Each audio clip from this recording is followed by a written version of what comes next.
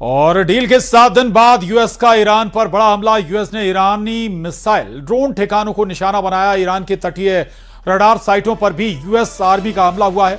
व्यापारिक जहाज पर हमले के बाद यूएस का जवाबी हमला हुआ है। यूएस सेंटकॉम ईरान ने युद्ध विराम का उल्लंघन किया, यह कहा गया यूएस सेंटकॉम के जरिए। तो ये बड़ी खबर इस वक्त की। डील के 7 दिन बाद यूनाइटेड स्टेट का ईरान पर फिर बड़ा हमला हुआ है। यूनाइटेड स्टेट ने ईरानी मिसाइल और ड्रोन ठिकानों को निशाना बनाया है। ईरान के तटीय रडार साइटों पर भी यूनाइटेड स्टेट की आर्मी का हमला हुआ है। ये तस्वीरें भी सामने आई हैं यूएस आर्मी के हमले के बाद की। व्यापारिक जहाज पर हमले के बाद यूएस का ये जवाबी हमला है और ये कहा गया है यूएस की तरफ से कि डील को ब्रेक किया था ईरान ने युद्ध विराम का उल्लंघन किया था और इसी के जवाब में ये हमला हुआ है। और ईरान ने अमेरिकी सैन्य ठिकानों पर हमला किया है। आईआरजीसी ने अमेरिकी बेस को निशाना बनाया। अमेरिकी सेना के हमले के जवाब में आईआरजीसी ने भी हमला किया है। तो ये बड़ी खबर है। ईरान ने अमेरिकी सैन्य ठिकानों पर जोरदार हमला बोला है। आईआरजीसी ने अमेरिकी बेस को निशाना बनाया है। अमेरिकी सेना के हमले के जवाब में आईआरजीसी ने यह जवाबी हमला किया।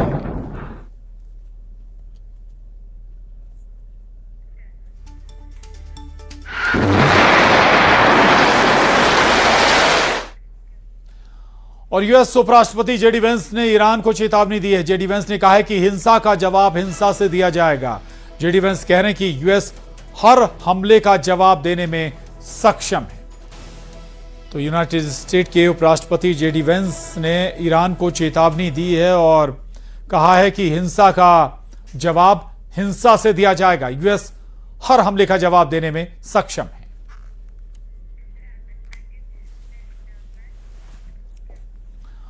और ईरान ने स्ट्रेट ऑफ हॉर्मुज में तेल के जहाज पर भयानक हमला कर ट्रंप को भड़का दिया। ईरान ने ऐलान किया है कि बिना उसकी मंजूरी के कोई भी हॉर्मुज से गुजर नहीं सकता। उधर ट्रंप पहले ही ऐलान कर चुके हैं कि हॉर्मुज में ईरान ने हमला किया तो समझौता टूट जाएगा।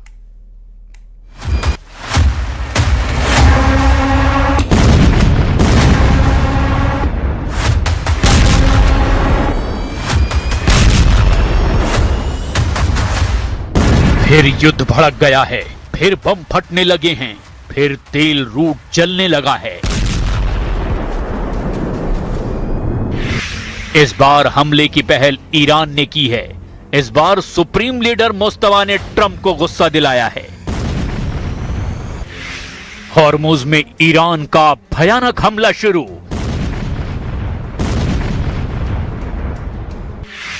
तेल के जहाजों को जलाने लगा ईरान। ऑयल रूट के चोक पॉइंट पर फंसे ट्रंप। 11,000 लाशें देखकर डर गया अमेरिका।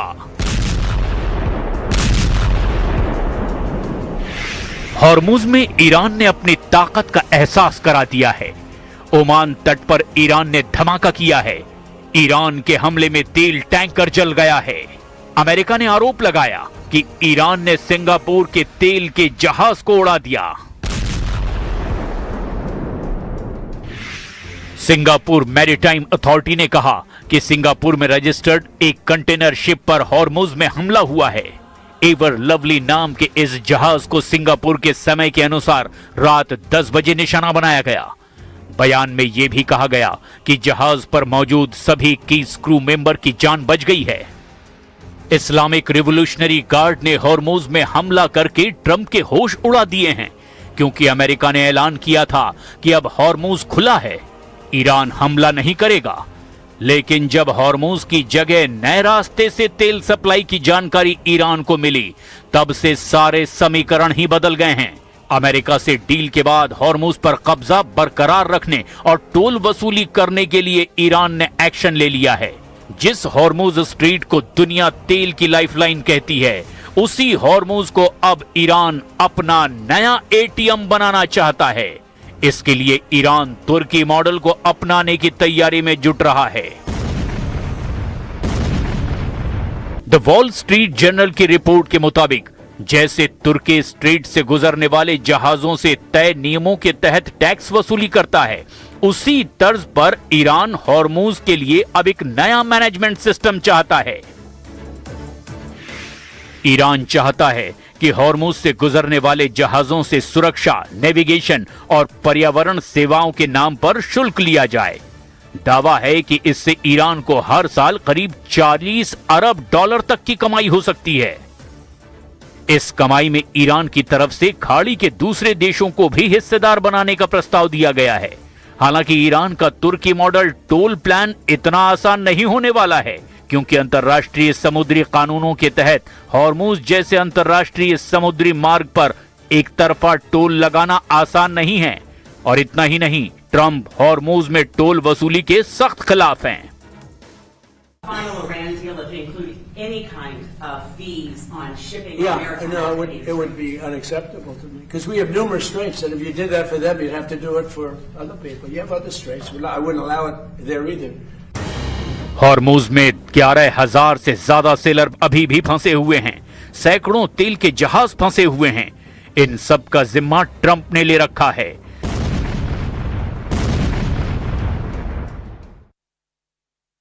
और हिजबुल्लाह लड़ाकों ने इजराइल डिफेंस फोर्स को जबरदस्त टक्कर देनी शुरू कर दी है। 25 जून की रात हिजबुल्लाह ने 4 इजरायली सैनिकों को हमला कर घायल कर दिया है।